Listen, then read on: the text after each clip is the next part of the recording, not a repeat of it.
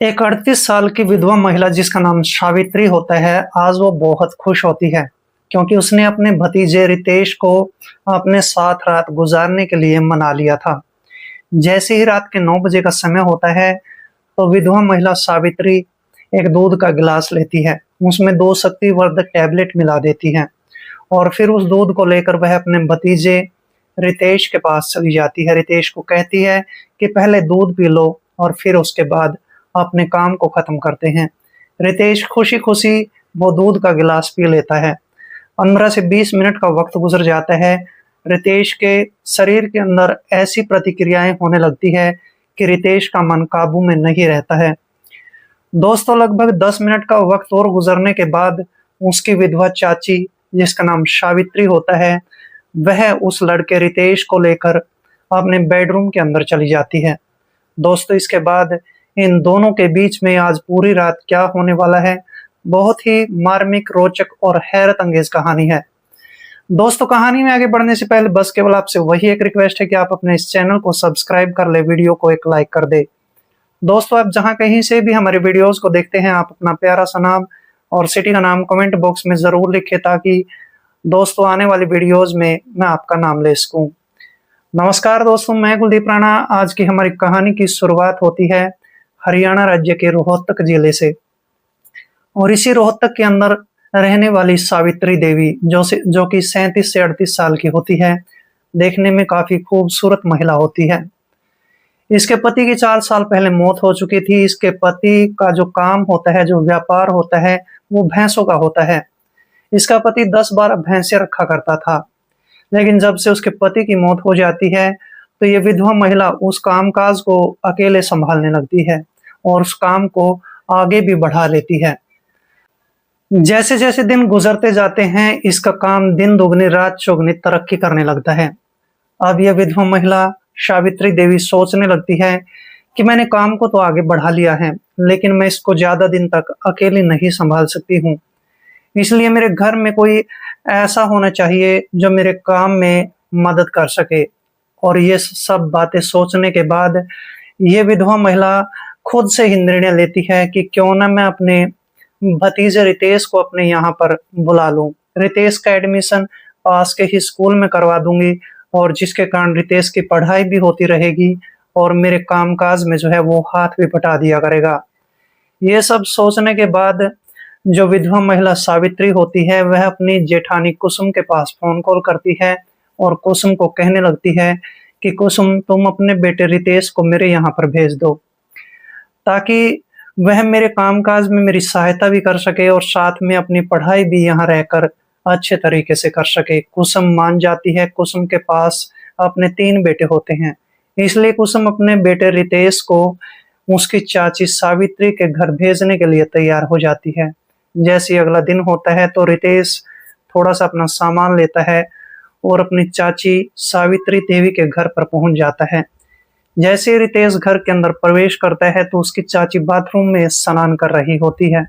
वह अपनी चाची सावित्री को आवाज लगाता है, तभी उसकी चाची सावित्री उसको कहने लगती है कि मैं बाथरूम में स्नान कर रही हूँ, अभी निकल कर बाहर आती हूँ। जैसे ही उसकी विधवा चाची सावित्री देवी बाथरूम से स्नान करके बाहर निकलती है, तो रितेश की नजर जब उसकी चाची पर पड़ती है, तो रितेश उसको ऊपर से नीचे की तरफ देखने लगता है क्योंकि उसकी चाची जवान थी, खूबसूरती थी उसके पास और उसका सौंदर्य, उसकी जवानी देखने लायक होती है। और रितेश को देखने के बाद उसकी चाची सावित्री देवी बेहद खुश हो जाती है, उसको गले से लगा लेती है, उसको कहने लगती है कि बेटा, आज से तुम मेरे घर पर रहना शुरू कर दो, मैं तुम्हारा एडमिशन पास के ही स्कूल में करवा दूंगी और जैसे ही तुम्हारे स्कूल की छुट्टी हो जाया करेगी, तो फिर तुम मेरे कामकाज में मेरी मदद कर दिया करना। और आज के समय में इसकी चाची इसके साथ अच्छा खाना बैठकर खाती है और खाना खाने के बाद दोस्तों जब शाम हो जाती है, तो फिर अपने भतीजे के साथ बैठकर अच्छी-अच्छी बातचीत करने लगती है। और जैसे ही अगला दिन हो जाता है, तो ये विधवा महिला अपने भतीजे रितेश का एडमिशन पास के स्कूल में करवा देती है और रितेश इसके घर पर रहकर अपने स्कूल की पढ़ाई पूरी करने लगता है। साथ में जो समय बच जाया करता था, वह अपनी चाची सावित्री देवी की जो है काम में मदद करने लगता है। लगभग दोस्तों 1 महीने का वक़्त गुज़र जाता है और एक दिन ऐसा भी आ जाता है जिसमें रितेश अपने स्कूल से 1 घंटा पहले ही अपने टीचर से छुट्टी लेकर अपने घर पर पहुँचता है। जैसे वो घर के अंदर प्रवेश करता है, तो देखता है कि एक कमरे का दरवाज़ा बंद होता है। रितेश उस बंद कमरे के दरवाजे पर खड़ा होकर दस्तक देने लगता है और जैसे ही उसकी चाची सावित्री देवी दरवाज़ा खोलती है और फिर वो लड़का रितेश घर के अंदर प्रवेश करता है, तो वह देखते हैं कि उसके बिस्तर पर एक 6 फुट का नौजवान हट्टा-कट्टा लड़का लेटा हुआ था। उसका नाम मंजीत था। और इसके बाद ये रितेश तुरंत अपना मोबाइल फ़ोन निकालता है, उस लड़के मंजीत की आपत्तिजनक वीडियोज़ निकाल लेता है, फ़ोटोज़ बना लेता है और कहने लगता है कि चाची, तुम इस लड़के के साथ ऐसा गलत काम कर रही थी, आज मैंने तुम दोनों को रंगे हाथ पकड़ लिया है। इसी बीच मंजीत तो वहाँ से चला जाता है, लेकिन इसकी विधवा चाची इसको कहने लगती है कि तुम इन फ़ोटो को और इन वीडियो को डिलीट कर दो, आज के बाद मैं इस लड़के से नहीं मिलूँगी। लेकिन वो लड़का रितेश मानने को तैयार नहीं होता है, वह कहने लगता है कि मैं अपनी माँ को सारी बातें बता दूँगा। लेकिन जब इसकी चाची सावित्री देवी उसको कहने लगती है कि आज रात मैं तुम्हें भी खुश कर दूँगी, तुम जो मर्ज़ी मेरे साथ आज रात कर लेना, तब जाकर रितेश मान जाता है।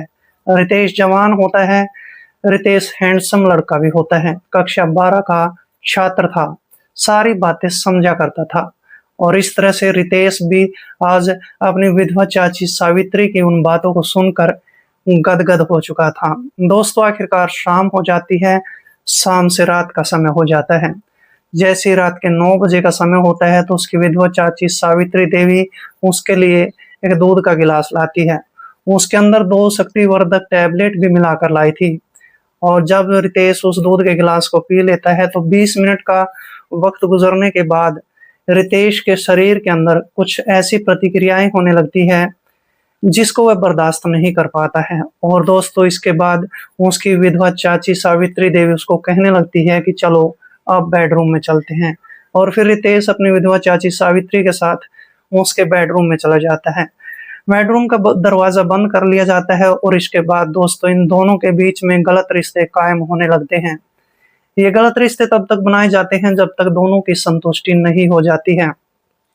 आखिरकार 1 घंटे का वक़्त गुज़रने के बाद इन दोनों के बीच की जो दूरियाँ होती हैं वो कम हो जाती हैं, मर्यादा की सीमाएँ टूट जाती हैं, दोनों के बीच लगातार रिश्ते बन जाते हैं और जब दोनों के आखिरकार संतुष्टि हो जाती है, तो फिर ये एक ही बेडरूम में अकेले पढ़कर यानी कि लेटकर सोने लगते हैं और इस तरह से इन दोनों का सिलसिला यहाँ से शुरू हो जाता है। अब रितेश जो है दिन भर स्कूल में जाया करता था, स्कूल से लौटने के बाद घर के कामकाज किया करता था और रात के समय में इसकी विधवा चाची सावित्री देवी इस रितेश के साथ अपने गलत रिश्ते कायम कर लिया करती थी। हर तीसरी चौथी रात यही काम हुआ करता था। लगभग दोस्तों 3 महीने का वक़्त गुज़र जाता है। इतना वक़्त गुज़रने के बाद एक दिन ऐसा भी आ जाता है जिसमें रितेश की स्कूल की छुट्टी होती है। रितेश घर पर आता है। रितेश खाना खाता है और खाना खाने के बाद वह आराम से लेटकर सो जाता है। लेकिन जब शाम हो जाती है और शाम के समय उसकी विधवा चाची उसको कहने लगती है कि रितेश, अब तुम थोड़े से कमज़ोर हो चुके हो, इसलिए तुम्हें अपनी जो खुराक है वो बढ़ानी चाहिए। हर रोज़ दूध पिया करो, अच्छी-अच्छी चीज़ें खाया करो, जिससे तुम्हारी सेहत बनी रहेगी।